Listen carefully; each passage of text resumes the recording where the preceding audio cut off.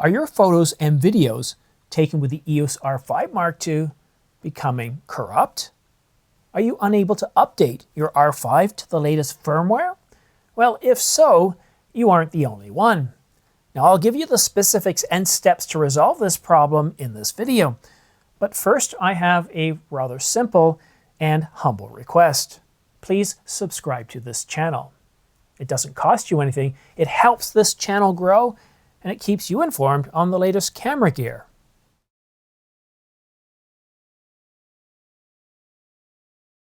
Canon USA issued a warning about Sandisk SD cards.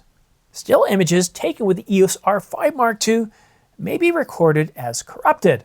This is due to an incompatibility of certain Sandisk Extreme Pro cards.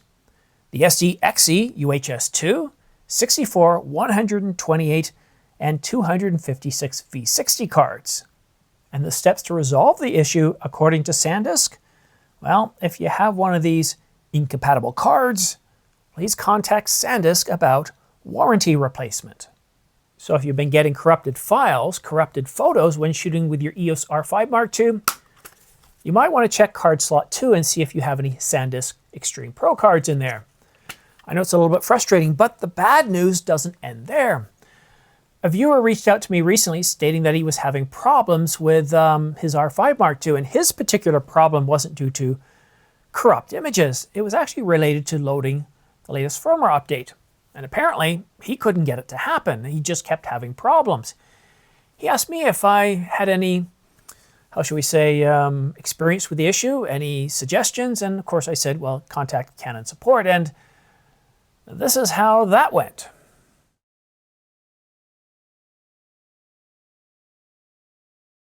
He reached out to multiple Canon agents, and this time around the agent asked him if he had memory cards in both slots of the R5 Mark II. He said yes. He was then told to remove the SD card and try loading the firmware once again.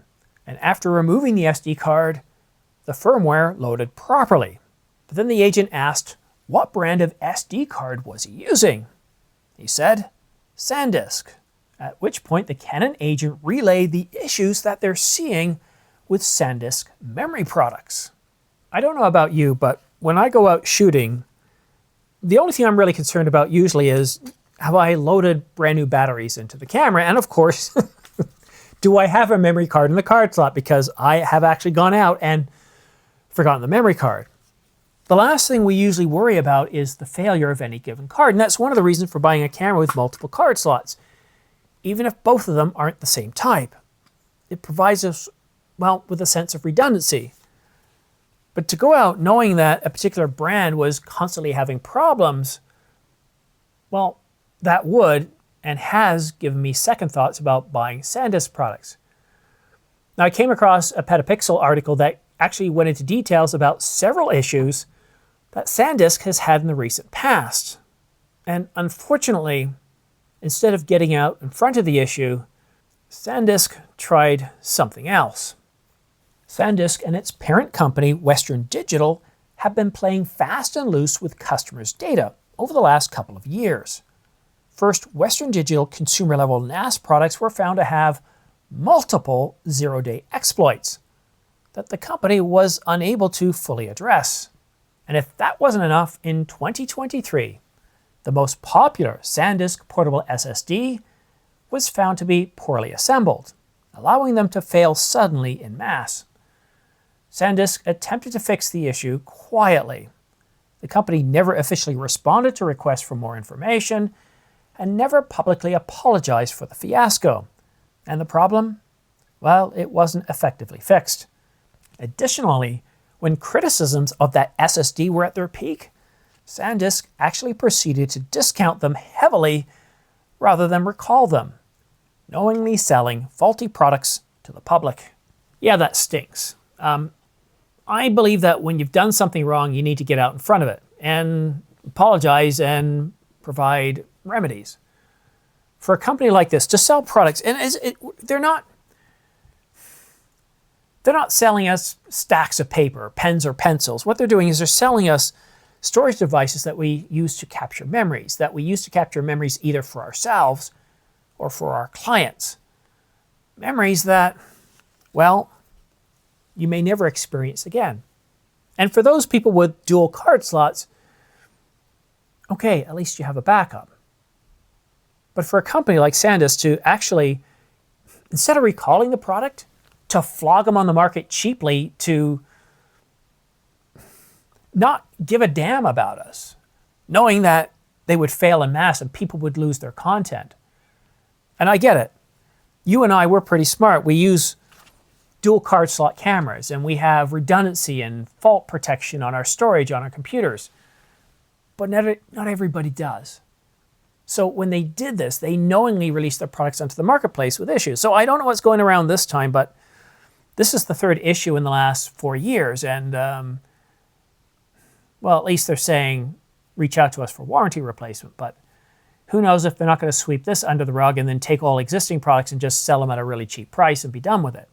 I think that's despicable. So, you know, as far as I'm concerned, until Sandisk or Western Digital show that they're, you know, actually give a damn about their customers, I'm not going to buy any more of their products. The last thing I need, regardless of whether I'm using it for storage, whether I'm using it for backup, whether I'm using it for archival purposes or for production, for capturing images live, I'm not willing to risk it.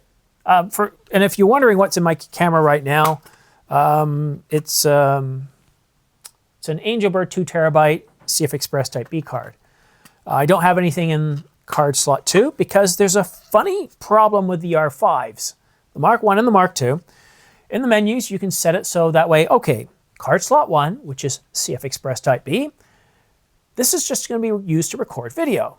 And for card slot 2, we will dual record to both card slots for photos, RAW and JPEG. Makes sense, right? I mean, I shoot a lot of really big videos like this one, which can be 20 to 30 minutes long. And I want that going to the fast card. But you know what the R5 does? Even with it turned off, if I go ahead and pop the door open, take the card out to put it in my computer, whatever reason, take it out, and then immediately pop it back in, despite telling the R5 that I want to record to card slot 1, it goes, you know what? I'm going to automatically go to card slot 2. Card slot 1 is back in there, but no. We're going to go to card slot 2 now. It's annoying. So the only way I get around that is I completely remove the SD card, which means I lose the redundancy. For this channel, not a big deal. If I'm doing review videos, I pop one back in. If I'm on vacation, I put a 1 terabyte back in there, and I suffer because it always happens to me, and sometimes I forget. But anyhow, this is about Sandisk and not Canon. I'm really frustrated by this. I really hate it when companies, put it this way, I like it when companies actually care about the products they put out there. To them, they take pride in the products. Like Canon and their engineers, they're really excited about releasing a new camera. And if there's a problem, usually pretty quickly they'll come up with a firmware update to solve it. But when other companies think that, oh, no worries, we'll just flog it on the public. We don't care if they lose data. We don't care if it hurts them. I really don't care for that. So I'm not about to tell you what you should do. I'm just here to provide you with the information to get you informed so you can choose what to put in your camera. However, what I would love to know, what has been your experience? Have you had any issues with the R5 Mark II, and were you using Sandisk cards? I'd love to know. Please let me know in the comment section down below. One other thing I want to say is thank you. Thank you very much. Happy New Year, by the way. Big thanks to all of you that have, over the past year, used my affiliate links and my pre-order links because, be honest with you, you're literally keeping the lights on here. You're supporting this channel, viewer supported. That's a huge deal. And also, I started this channel 6 years ago with an idea to, you know, learn something, build a community, maybe, just maybe try to earn $100 to $200 a month to buy a new camera every so many years. I never expected to get the level of attention I have. I'm on the verge of 60,000 subscribers, and that's getting to be a big number. To me, maybe this kind of resonates with you, but the fact that I've caught the attention of 57,000 people enough to click a button to subscribe is absolutely astonishing to me, because prior to starting this channel, I would say in my lifetime, maybe I'd met 2,000 people. And think about it. How many people have you met in your lifetime? It's probably 2,000 people. But through this channel, I've managed to reach hundreds of thousands of people. And that's almost unfathomable. So, thank you for liking all this interaction. I don't know how it works, but it fits into that YouTube formula.